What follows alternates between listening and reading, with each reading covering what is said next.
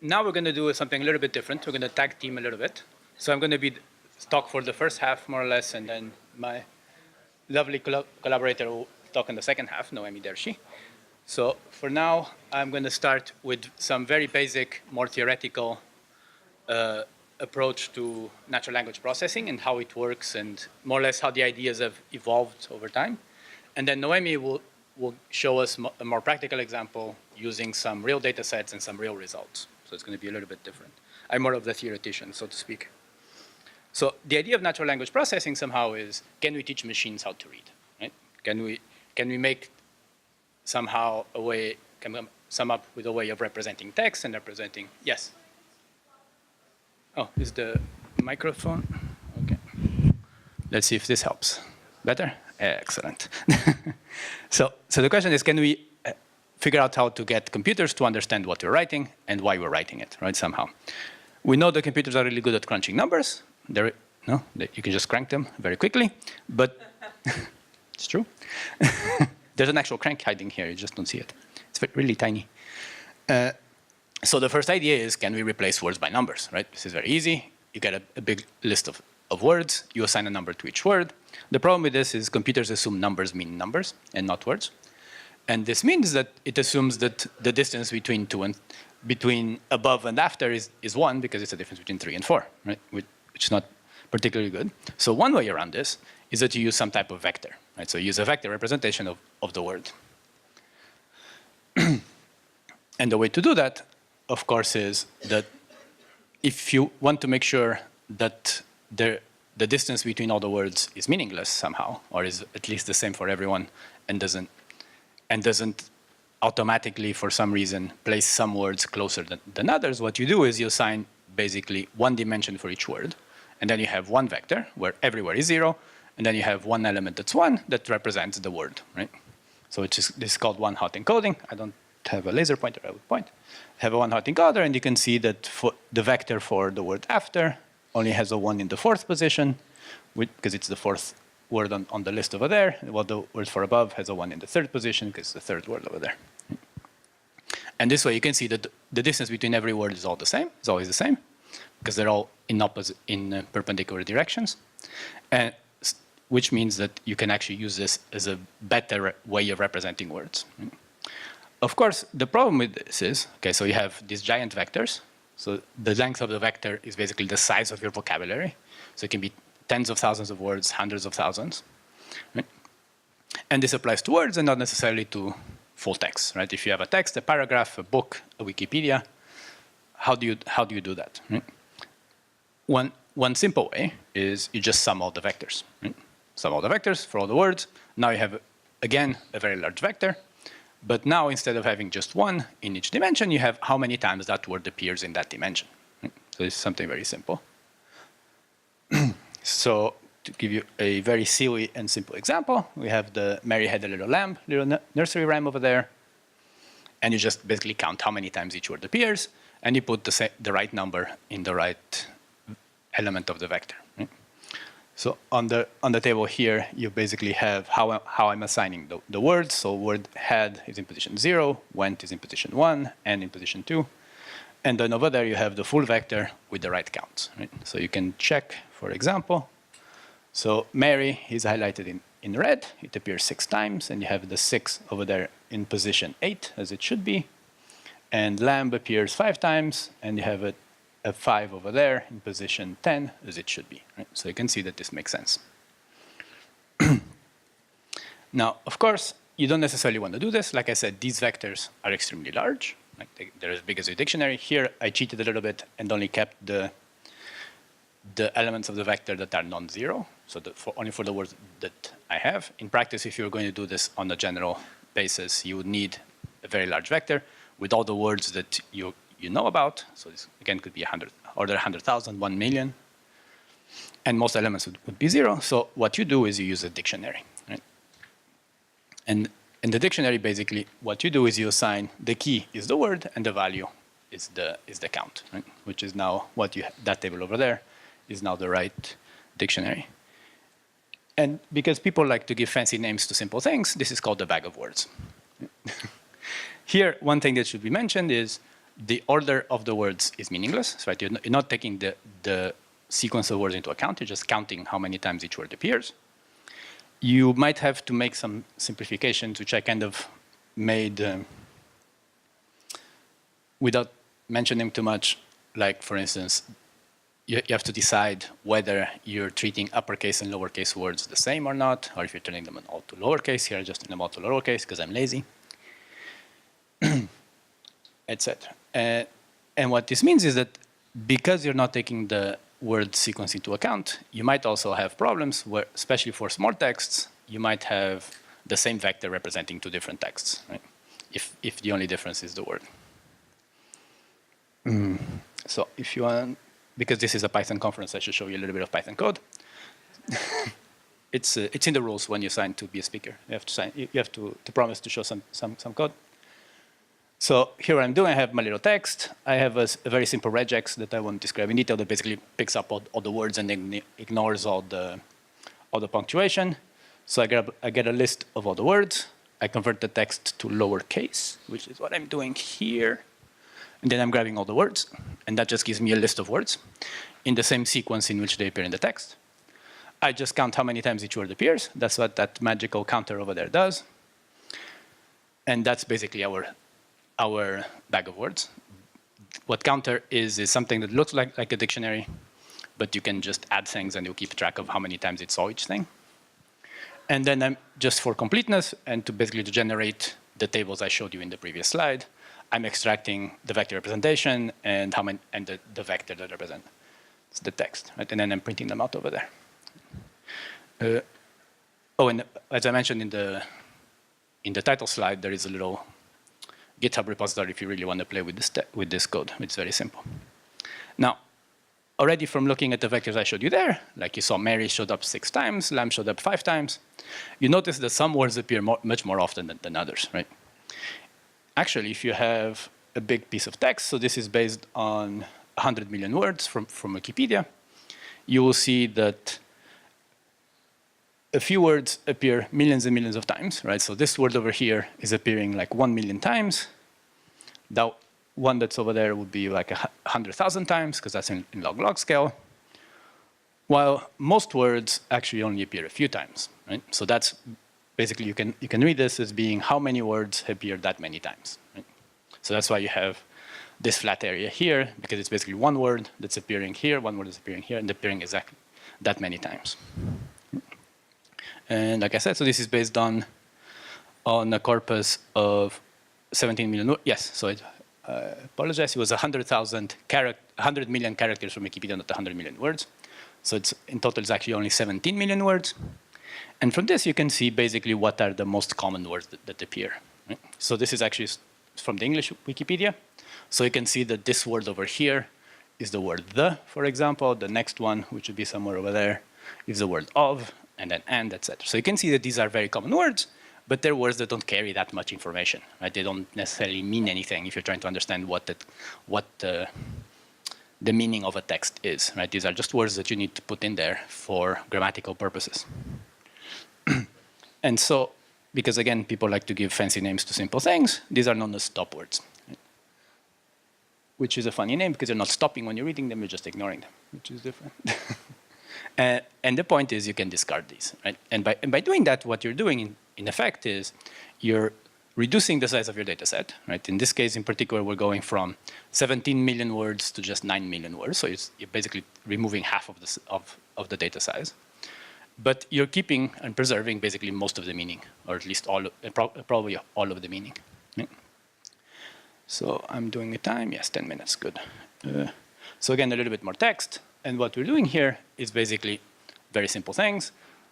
The text8.gz is a file that has the first 100 million characters of Wikipedia that I stole from Google, basically. And basically, I'm reading it and getting a big list of each word. It's easy. I'm counting how many times each word appears with my magical counter from the collections library. I'm sorting out all the counts in a fancy way using sorted and and the Lambda function. And then I'm basically printing out the first 100 words just for fun. And I use those as a way of generating that list of 10 most common words. Then I'm calculating the distribution. So this is basically the count of the count. Right? So I have to go for each word, see how many times it appears, and then I count how many times a word appears that many times. So that's how you get that nice distribution. I'm normalizing things and then just making the plot. So that's what the PLT functions, what the PLT calls do. And then I'm generating the list of what I'm calling stop words with just the first 100 words.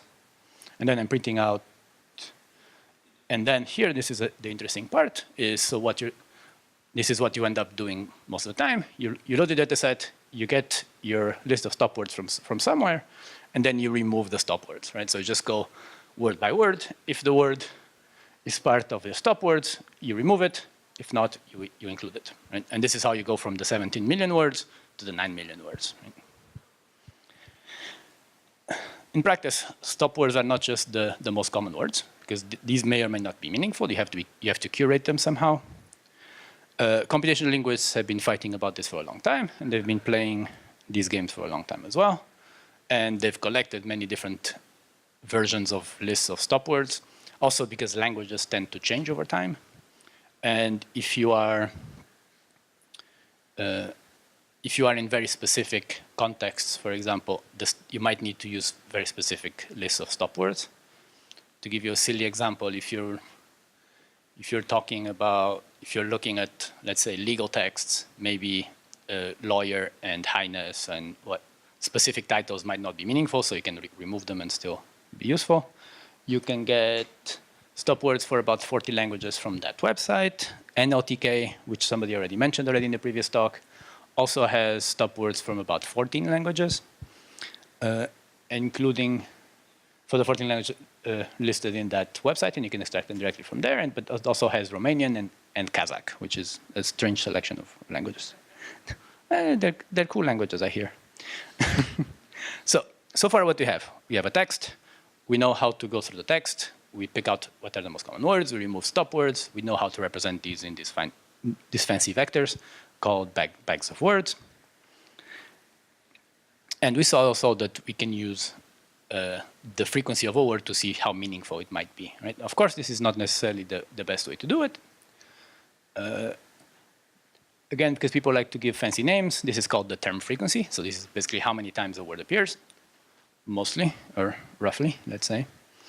So, and after you remove the stop words, this term frequency somehow gives you a good indication of how important that word is to the text, to that specific text, right? If you're looking at the book on Python programming, code, error, print will appear many more times than if you're looking at the text talking about football or basketball or whatever, right? Because the words you use somehow correlate with the topic you are discussing, with what you're saying.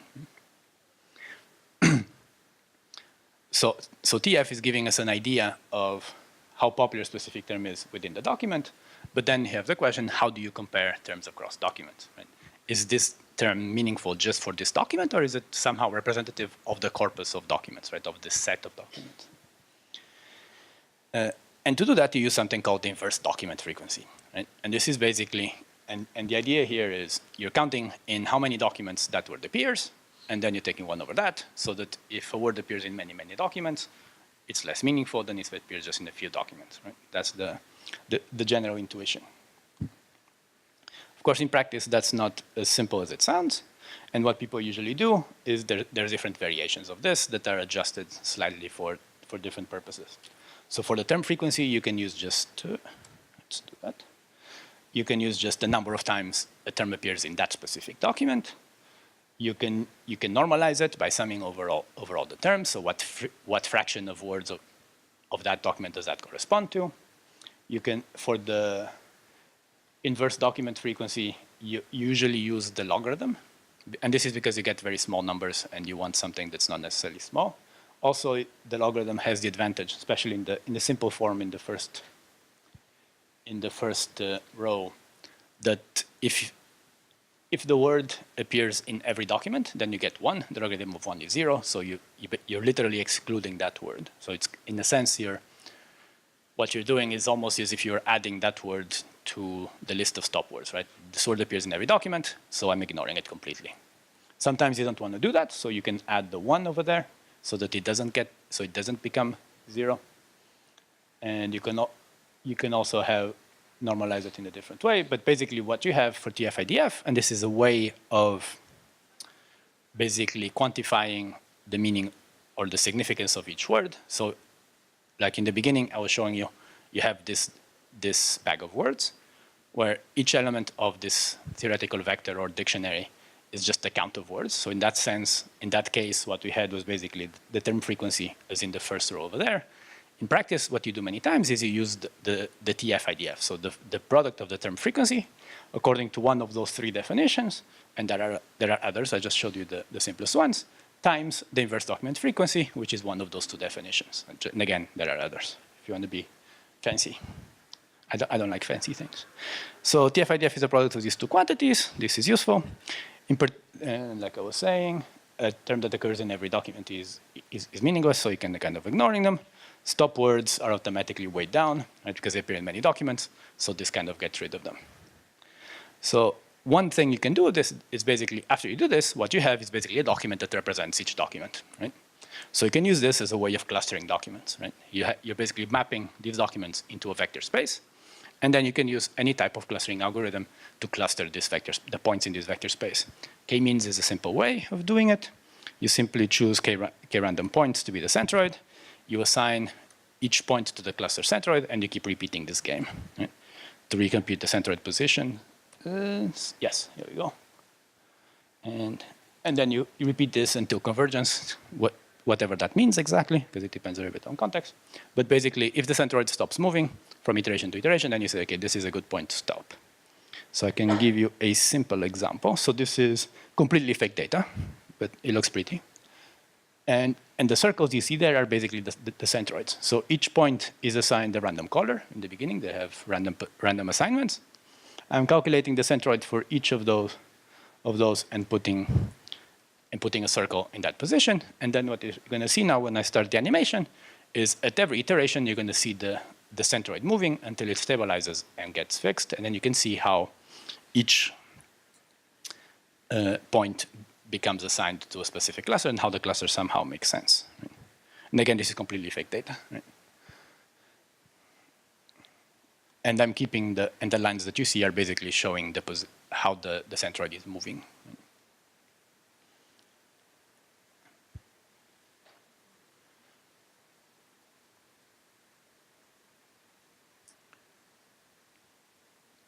And in particular here, you should notice that there are some centroids that move a lot, like the black one over there, the blue one, others or the cyan rather, while others move very, very little, like the blue one. Right? And this depends a lot, of course, on how you initialize the centroids. In practice, since this depends a lot on how you initialize the centroids, what you do is you redo this many times, and then you choose what looks best. The best, of course, is a strange concept in many cases. You can do this using scikit-learn, so you have the little piece of code over there. But the problem with this, of course, is sometimes you stop, you end up with things like this, where you have like what should be one cluster here. It's actually divided in 2. What should be 2 clusters is actually 1. So you have to have a way of evaluating how good these clusters are. Right? Yeah, so here we go. So those are the ones I should be highlighting. And the way to do this is basically there's something called the silhouette that in a sense measures, I don't have time to go into details, but basically measures how compact your cluster is, right? In a sense. Yeah, so there's no guarantees about finding the best solution. Each run, so every time you reinitialize it, you're going to find a slightly different solution. And there is no clear way to determine what K is. So you have to use the silhouettes to evaluate and compare the different solutions. So now it's your turn. Because now it's time to switch over.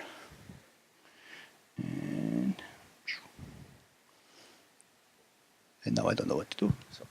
Wait, what do you mean?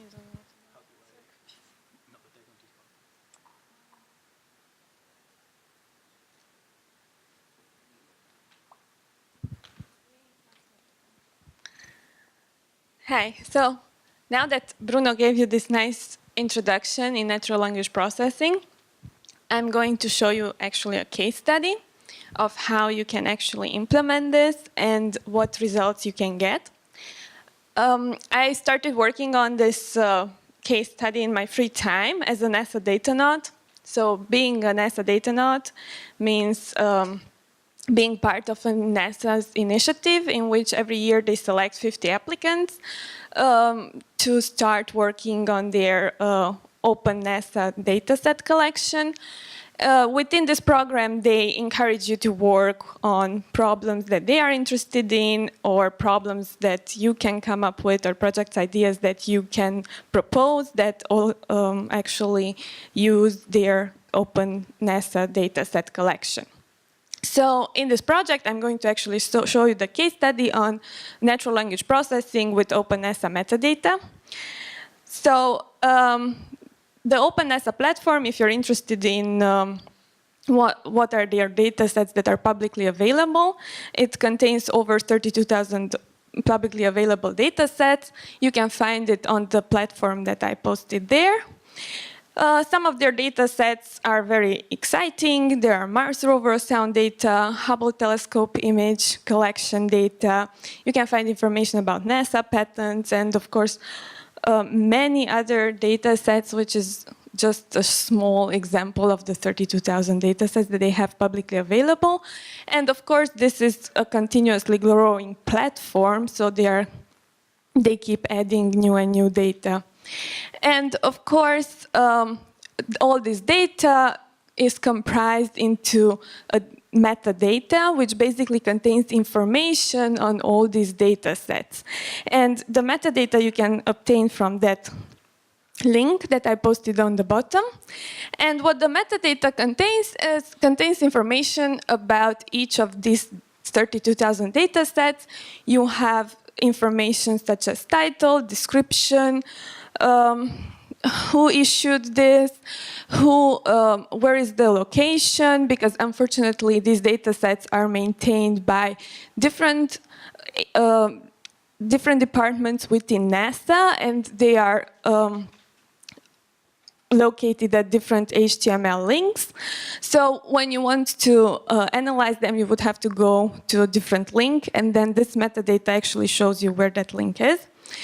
So with all this information, the question is how to make sense of this. And since these data sets are maintained by different departments, and there are people who are giving these descriptions about the content and giving the title and the keywords, the question is how accurate these are and how representative these are of the actual content of the data. So what NASA is interested in is to answer certain questions about this metadata. Which of these features are best to tie together the data? Is it keywords? Is it text extracted from description? Or is it the title? How do we label these in a meaningful manner? And how would we visualize them to make a better understanding of what the data contains? And then, of course, we want to see whether these descriptions and assigned keywords by humans within the department are actually representative of the content. So natural language processing, as Bruno also introduced, there are many ways to do it with Python. There are several libraries that are available out there for Python users, and luckily all of us are Python users. You have the NLTK, TextBlob, Spacey, GenSim, and then of course, since Bruno said that everyone should have Python code in their slides, and I don't, I'm going to have publicly available the Jupyter Notebook in the code repository on GitHub, so you will be able to find it there after the talk. So let's dig into the Openness metadata. The first thing we would do is we would actually look at the data, and there is a visual representation that shows us basically the word clouds, which means that this, the bag of words, if we want to be fancy, which is the vector representation of the words, how many times a word occurs in a data. And the size is basically proportional to the number of occurrences, and we can see that data sets clearly stands out. And of course, I played around with these visualizations because NASA and because rockets and spaceships. And of course, I really stretched this. So I even made this Juno with Jupiter. But if you want to do these customized word clouds in Python, there is a really nice repository on GitHub by Andreas Müller. And all you need to do is basically adjust this code, get your own stencil of any shape that you like, and then include your text in it, and then you can obtain really nice shapes of word clouds. So if we move on, visualization is nice, but we actually want to make some sense of the text. So we would actually need to do a lot of text preprocessing and cleaning, like with every data analysis.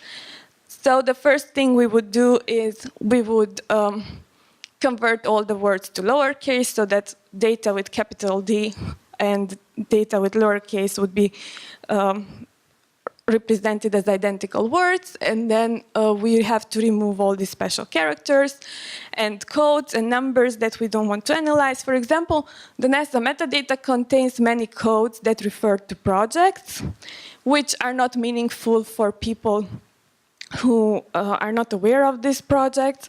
So I try to remove all these that some of us who are not familiar with their specifics would understand. So for this, you would use natural language processing, and you would use regular expressions, and with that you can remove everything that you don't want to use for your analysis. And then, of course, we would need to check for misspellings, and then remove the stop words from our code. And then what we would also need to do is do some lemmatization, which is going to take words that are derived, are going to break it down to the basic format. So another version of this is stemming, which does the same thing. It just breaks it down to a very elementary format of the word, which sometimes makes no sense. So we would also need to do tokenization, which means that you're going to break down the text in smallest parts, and the smallest meaningful part is going to be the word. And you would also need to do POS tagging, which basically is going to say which word has what role in the sentence. Is it a subject? Is it an adjective? And then you would have to do dimensionality reduction, because this is going to be a multi-dimensional data. So for the first thing, for stemming, you have multiple ways to, multiple stemming methods. These are just some of them that you can find in the NLTK package. And then if you want to use instead lemmatization, which, as I said, it's also similar to stemming, but it's going to maintain the words valid, then you would do, you can use the NLTK WordNet lemmatizer. And this way you would pre-process your data. So the term frequency, which is also what we did in visualizing these word clouds, that's also term frequency, but maybe the size of the word is not going to be meaningful for us, and we want to see how this looks in numbers. So if we check the keywords of the NASA metadata, we can see which are the top keywords, and some of the most meaningful ones are project, earth science, oceans and science, and many others. If we check the similar information for the description section, we can see that data is the first, and then we see many other, and data appears significantly more often.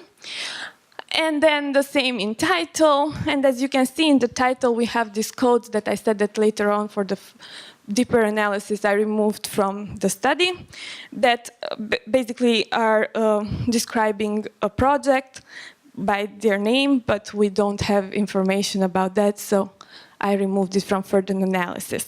So moving on, we would use the TF-IDF to further get insight on the words. Not only how frequently they appear, but how meaningful they are for the text, for the document in which they appear, and for the NASA metadata overall. So for this, we would do this TF-IDF, which is the term frequency inverse document frequency, which basically gives us how important the word is over the entire corpus. And if we look at this, I put this upside down, basically the first 5 highest words, because I wanted to show that on the top we have NASA and their centers, but still the top ones belong to Earth, water, equator, and so on. So moving further, we can also check this for the keywords, and we can see these are the top 10 keywords on the right, and then their frequency on the left. And if we want to further study this, we would also do a word co-occurrence analysis, which basically is going to mean we're going to do a matrix in which we're going to calculate how many times one co-occurs with the other. And what we're finding here is that data products are the most often frequently co-occurring words. And this is for the top 10, but then we can zoom out and look at different sizes, and then we would get a bigger picture of patterns, and we would see which other words are more frequently co-occurring with others. And this is a very nice tool because it gives a deeper understanding. But if we also want to discover some structure, how these words that co-occur together, how they are actually clustered together, there is this nice package, Seaborn, in which you can do this cluster map, which is basically going to hierarchically cluster together on the top the words that are co-occurring together and with what frequency. And if you do some standardization and you normalize the values, then you're going to see that it's going to give you a different pattern, and you're going to have more insights on the content of the data.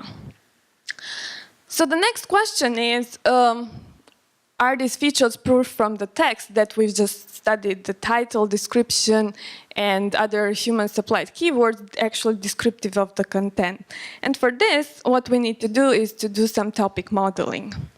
So what is topic modeling? Topic modeling is an efficient way to make sense of large volume of data. It's going to identify topics within the text corpus. You can categorize the document into topics and associate words with topics. So basically, this is used for search engines, for marketing purposes, or just if you want to analyze and make sense of a text data to understand what topics it covers. So one of the ways to do this is you use the Lda method, which is one of the most common ones in discovering topics in the corpus. It is basically a Bayesian inference model, and it's going to associate each document with a probability distribution over the topics. And it's going to also cluster words into topics, or cluster documents into a mixture of topics. And this is a very efficient method because it scales well with growing corpus. And so before running this, we actually have to specify what is the number of topics we want, and we have to select beforehand the optimal number of topics. But if we look at just some of them, so if I clustered it in several topics, we can see that these are some of the most frequently occurring words together within the topics. And we can, if we move further, so if we want to do the model evaluation, we have to see how we identify the optimal number of topics. And for this, we need to do a topic coherence evaluation. And for this, you can calculate the coherence score with this UMass topic coherence method. And this is going to give you a score of how coherent each topic is. And based on this, you can select the optimal size of topics, the optimal number of topics that you want to, the LDA method to cluster your things together. And if we look at the openness topics of highest coherence, we can see, these are some of them. We can see Equator, satellite, so basically Earth-related projects in one side and others in other. But this is maybe not very meaningful. To actually get something meaningful out of it, we would have to also connect this to the keywords to actually see how coherent topics are with the keywords that were humanly assigned by employees. So if we look at budget or astrophysics or seismology, I selected 3 completely different topics. And we check their top words, we can see that there are actually words that are relevant to the keyword itself, and they are meaningful. So this was one way to do it, but then there are other clustering methods, the K-means method. I'm not even going to get into this one because Bruno covered it. So if we do a K-means clustering, and here I selected 5 clusters, we can also check the top 10 terms per cluster, and what we get is similar to the words found in the LDA method. And this part covered the clustering, but there are other things you can do with the natural language processing. You can do text classification, which you would do either with a naive-based probabilistic model, or k-nearest neighbors, or decision trees, or you can do support vector machines. And I'm not going to get into this because I have no time, but the big question that NASA is trying to answer, and this is still a work in project, I'm just going to shortly cover it, is what are the important connections between the NASA data set and other data sets outside of NASA that belong to the US government. And if we look at other open NASA data sets, you can find their metadata on this list of websites, and you can do the same analysis that I've done for the metadata on this for NSF, for EPA, and whatever else you're interested in. And for this, we made a library. So the PyNASA library belongs to Bruno, which is going to load for you the data sets from NASA for if you want to do some analysis on it. And I did similarly one for the open government data, which is going to load all these data sets, and you can play around with them. So basically the takeaways are that NLP is going to enable the understanding of structured and unstructured data. Topic modeling is useful for understanding topics in large text corpus, and it is an efficient way of evaluating the accuracy of human supplied descriptions and keywords. And of course, as with every data analysis, you need to do tedious pre-processing before you actually can do further learning analysis on it.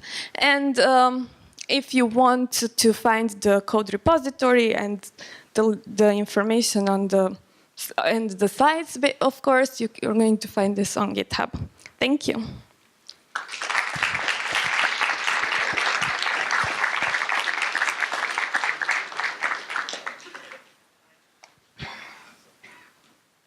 I think we have time for some questions, because we have like 3 minutes before lunchtime.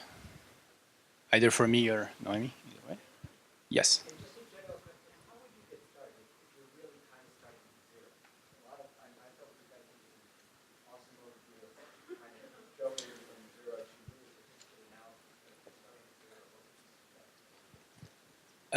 I mean, that was kind of the gap we were trying to fill here. So it's like, how do you actually get started and kind of motivate the different terms? Like one problem I had when I was first starting doing this is people would mention all of these things like bag of words and TF, IDF, and nobody really explains them what the meaning is and what the idea is. So our goal eventually is to develop this a little bit further and have something a little bit more concrete and more extensive that can actually act as somehow as a tutorial for people that are just starting. Not to, of course, to make you an expert in NLP, but to at least give you the fundamental ideas and be able to read a paper on NLP and understand more or less what they're doing. Right? So we didn't have time for it, but then we have things, for instance, on how to detect languages, how to use word2vec to get word embeddings, all sorts of things. You can. Mm-hmm. Mm-hmm.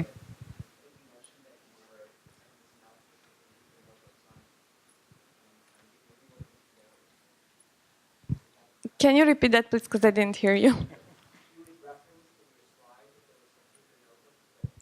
Yes, so they are not up yet, but I'm going to put them up here on this GitHub repository. And basically, this is going to show you everything from scratch.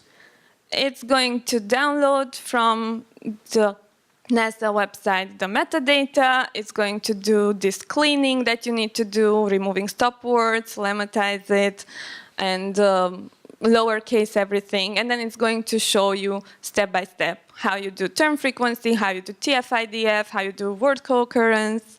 So yeah, you're going to find it there. I'm hoping by next week. Yes.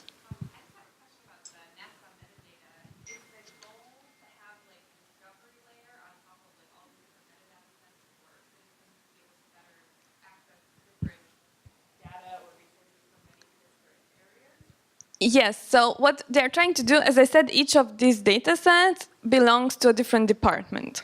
And there is a different person who is going to give these keywords and is going to give a description of it. And since they are working within NASA, they are using this jargon and terminology that many people who are not familiar with it and don't work there don't understand.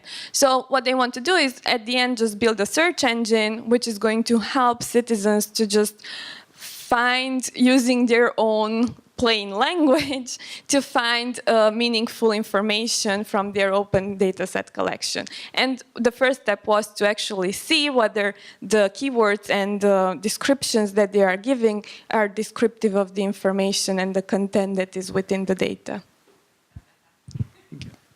Yes.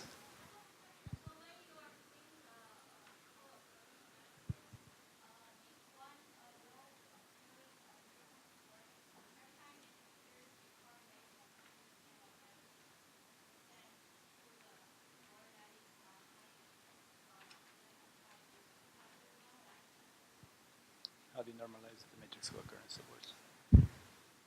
Oh, so here, how you normalize it at the standardization process, you extract the mean and you divide it by standard deviation, at least I think. Yeah, so the cluster map automatically does it, and I think that's the standardized.